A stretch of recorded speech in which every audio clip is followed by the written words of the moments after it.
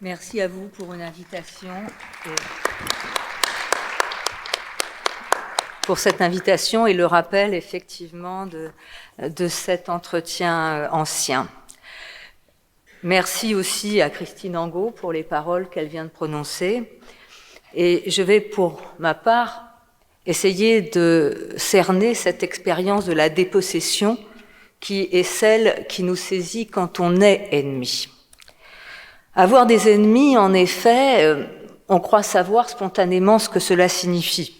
Qu'on le redoute ou qu'on l'espère, selon la relation que l'on entretient au conflit, spontanément, l'ennemi, c'est l'autre, celui qui cherche à nous nuire, que sa volonté belliqueuse soit explicite ou non. On peut ainsi facilement se convaincre qu'on n'est pas concerné par l'hostilité. Mais il est une zone obscure et pourtant juste contiguë, c'est celle dans laquelle on découvre qu'on est l'ennemi, EST. La haine peut surgir comme un événement.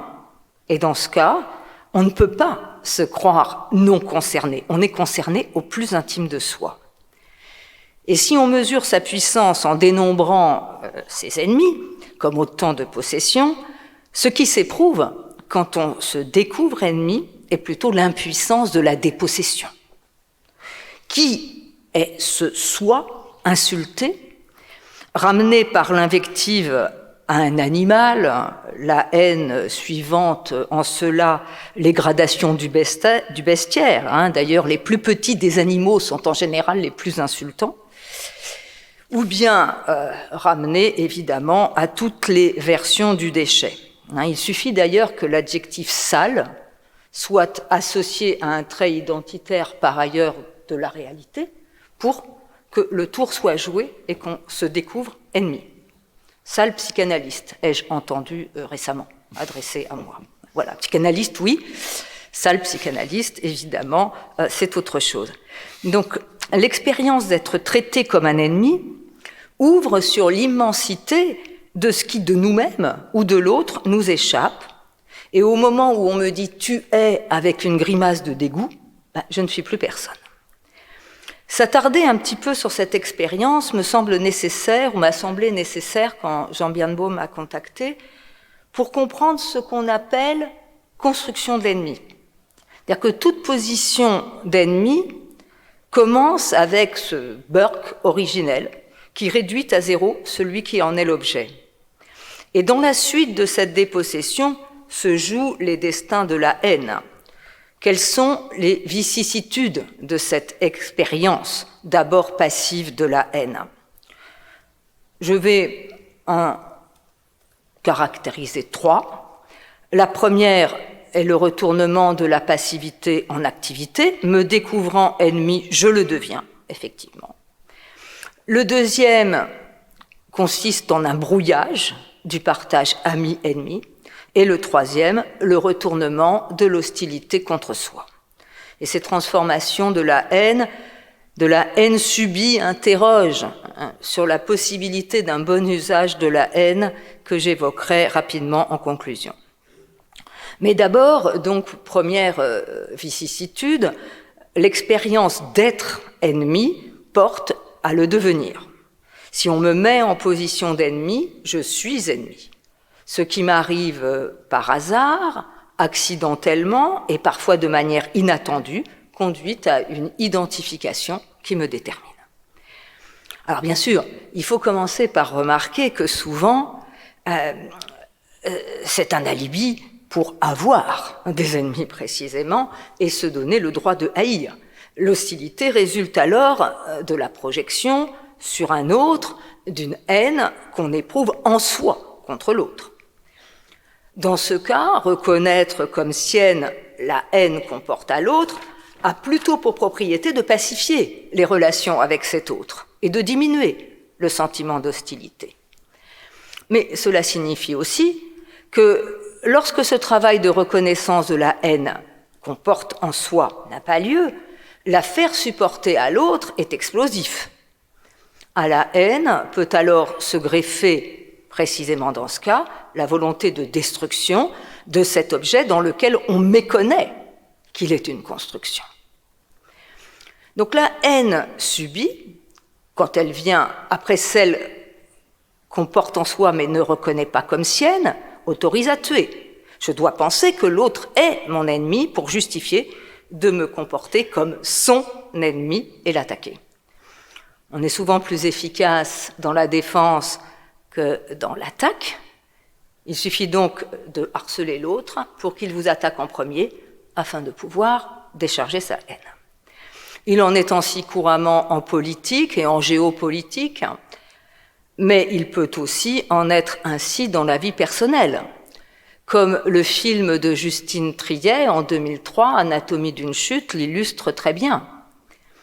Souvent, en effet, les meurtres sont déguisés en suicide, et c'est le contraire dans Anatomie d'une chute, où un suicide est déguisé en meurtre. La haine du mari pour sa femme sert à monter un scénario dans lequel celui-ci tue symboliquement son épouse. Elle est accusée de son meurtre, tout en se défenestrant. Et pour cela, il la harcèle au cours d'une dispute, enregistrée et envoyée à un ami, une dispute dans laquelle, poussée à bout, elle craque et jette un verre sur un mur. Mais parfois, et c'est un cas peut-être plus difficile, c'est vrai, parfois on est ennemi, on subit la haine. Et on peut même naître ennemi de naissance, être pour un autre ennemi de naissance. Dans ce cas, les noms de haine collent à la peau, la haine attaque le sujet en son nom. Quand on est haï, le nom propre ne sert plus à instaurer la distance du langage. Le nom propre, c'est le moyen qu'on a trouvé pour coexister selon un pacte humain. Mais quand il est moqué et stigmatisé, il l'est pour en venir aux armes. Le nom propre est alors censé représenter la catégorie essentialisée à laquelle on est censé appartenir, puisque la haine essentialise et généralise. Les massacres sont précédés du remplacement du nom propre ou d'un nom collectif par des insultes empruntées, là encore, au bestiaire. L'expérience de la dépossession, quand on est ennemi, est ultimement celle de la dépossession de son propre nom. Des questions se posent quand on se découvre ennemi, qui vont de l'identification de la source de l'hostilité, qui est cet ennemi qui m'attaque, et puis de savoir s'il faut le combattre et comment le combattre. Est-ce qu'il faut se résoudre la guerre ? Dans les guerres interétatiques, il semble qu'existe entre les ennemis la médiation des États. Les soldats, n'ayant pas le choix, dans les guerres de tranchées, que de s'entretuer, il semblerait devoir être ainsi libéré d'avoir à haïr l'ennemi personnellement. Mais c'est compter sans le corps à corps. L'expérience d'être ennemi brouille alors le partage de l'ami et de l'ennemi que la guerre est censée rendre clair. Le romancier David Diop, dans Frères d'âme, en 2018, contredit la prétendue évidence schmittienne de la distinction de l'ami et de l'ennemi. Chez Schmitt, cette opposition, il en a été longuement question aujourd'hui et hier, cette opposition structure le politique parce qu'elle structure préalablement la guerre. Dans Frères d'âme, Alpha Diaye est un tirailleur sénégalais au front durant la guerre de tranchées en 14-18. Il a un ami, Mademba Diop, et les commentateurs se sont demandé s'il s'agissait du dédoublement du même sujet ou bien de deux personnages distincts. Peu importe, car l'ami, l'alter ego, est aussi le double. Avec ce double, le camp des amis apparaît déjà complexe, puisque dans le camp français, il y a contre le camp allemand des Français et des Sénégalais, et les deux amis d'enfance engagés ensemble. Le roman décrit l'effritement du camp des amis.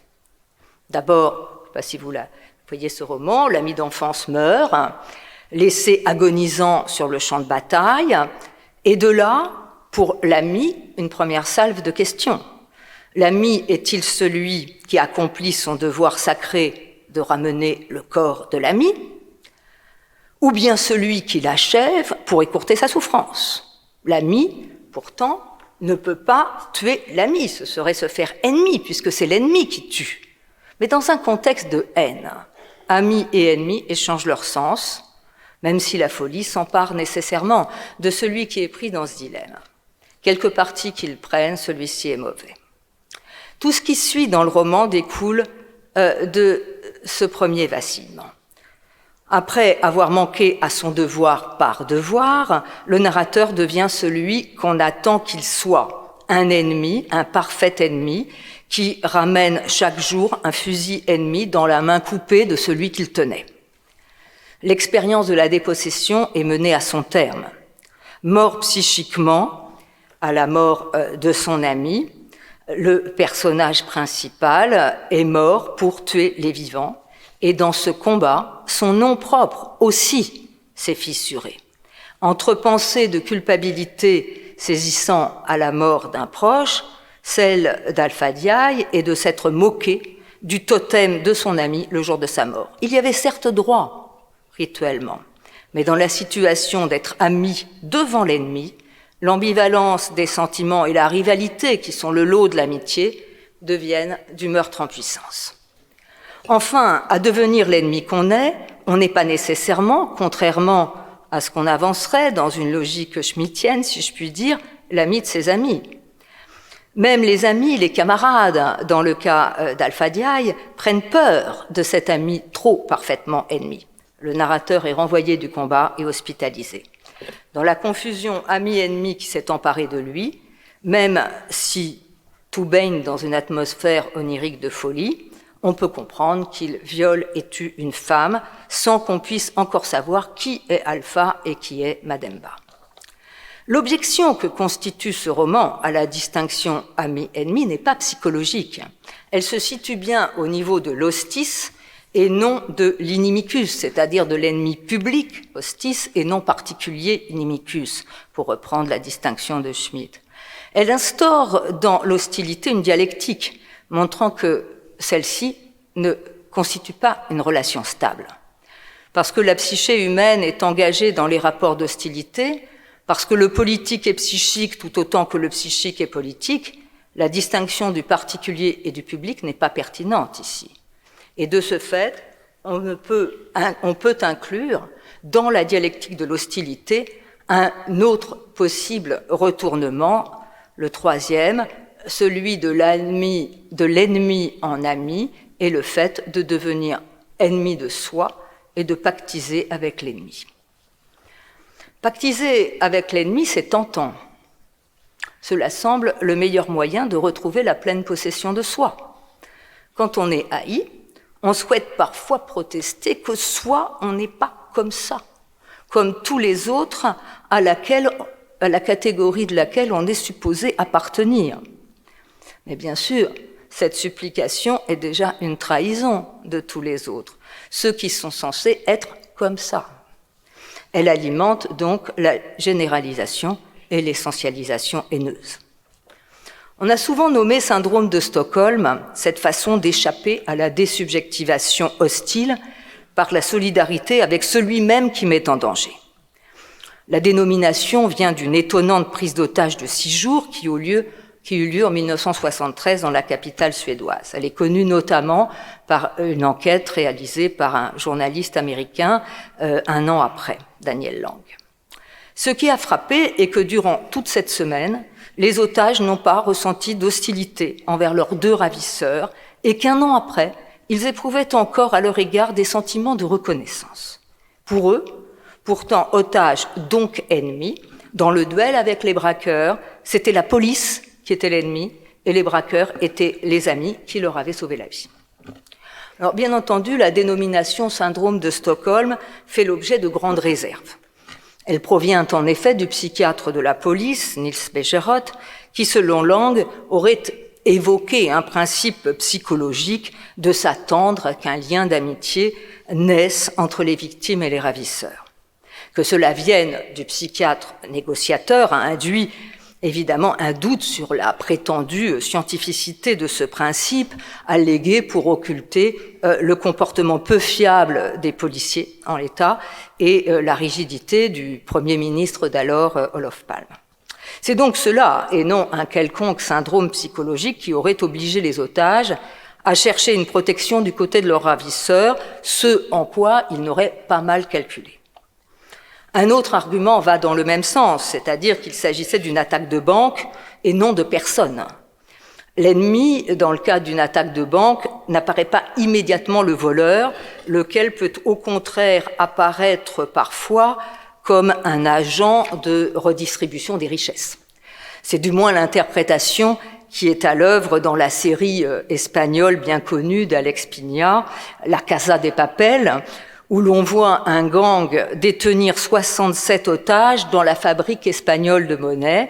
Et dans la série, les braqueurs sont massivement soutenus par la population et la négociatrice de la police épouse l'auteur de cette opération de braquage en ne voulant surtout pas, dit-elle, entendre parler de syndrome de Stockholm. Même si ces réserves comportent leur part de justesse, il n'en demeure pas moins que dans la position d'ennemi, la tentation de la docilité peut s'emparer du sujet en danger. Daniel Lang a interrogé Sven, l'otage masculin, sur l'épisode durant lequel le braqueur lui explique qu'il va lui tirer dessus pour déstabiliser la police, mais le blessera seulement à la jambe. Sven se souvient alors de l'avoir trouvé vraiment sympa. Et il doit faire effort, encore un an après, pour envisager autrement la situation. Quant au braqueur, il n'éprouve pas de gratitude, un an après, à l'égard des otages, pour leur attitude. À Lang, qui vient l'interroger en prison, Olson déclare déplorer la docilité dont les otages ont fait preuve. Or, s'agit-il, comme chez Anna Freud, et non son père, d'identification à l'agresseur? Chez Anna Freud, ceci s'appelle un mécanisme de défense du moi. Mais pour Sigmund Freud, un tel phénomène n'est pas une défense du moi, mais bien plutôt un retournement sur soi de la haine. Dans Le malaise de la culture, Freud déclare qu'aimer ses ennemis est une des versions du précepte « aimer son prochain comme soi-même ». Et ce précepte est, dit-il, un précepte de haine. Haine de l'autre, haïssable dès lors que pas comme moi-même, et de soi aussi, si l'on s'avise des mauvais traitements qu'on a coutume de s'infliger, par exemple au nom de la morale et de la discipline, ou même tout simplement de l'idéal. Être ennemi est donc en cela aussi une expérience de la dépossession de sa résistance à un autre qui entretient le lien pour empêcher la résistance. C'est en soi que le conflit se perpétue alors, quand on devient son ennemi intime. Ennemi intime, c'est le titre que le philosophe indien Ashish Nandy a choisi pour intituler sa contribution à la critique de la domination coloniale. Aimer, haïr dans un contexte colonial, c'est rencontrer une situation peut-être encore plus complexe que les tranchées ou le braquage d'une banque. La domination coloniale n'est pas la domination seulement d'un pouvoir extérieur, mais c'est, dit Nandy, un processus profondément enraciné dans l'esprit des dominants et des dominés. Le dominant, en dominant, devient lui-même ennemi de la part de soi qui s'est allié en l'autre, qu'il a colonisé et que donc avec qui il désirait coexister. Pour Nandy, quelqu'un comme Rudyard Kipling est ennemi de lui-même. À partir de la biographie d'Angus Wilson, Nandy souligne que Kipling n'est devenu réellement anglais que lorsqu'il fut envoyé en pensionnat en Angleterre.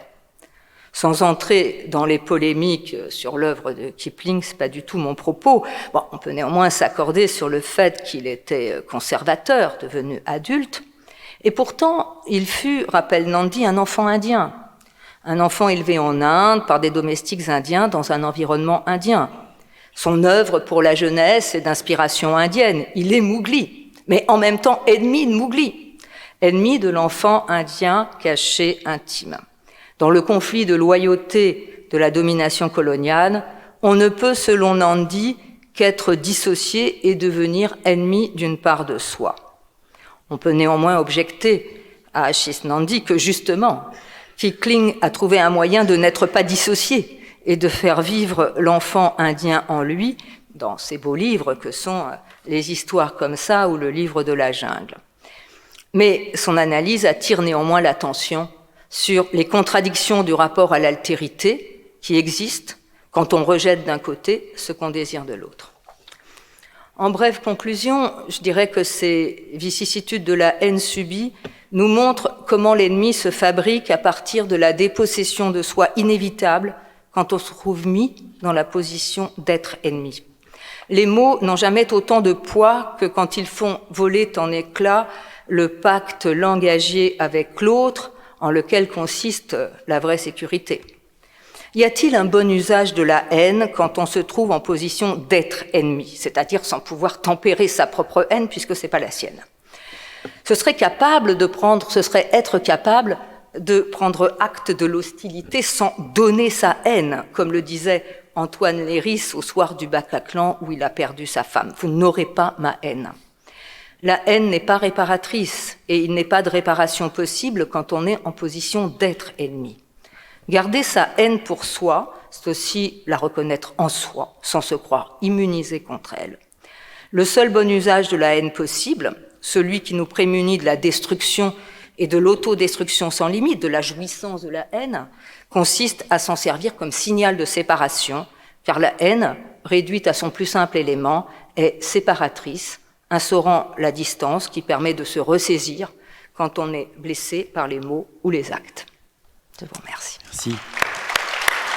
Merci beaucoup.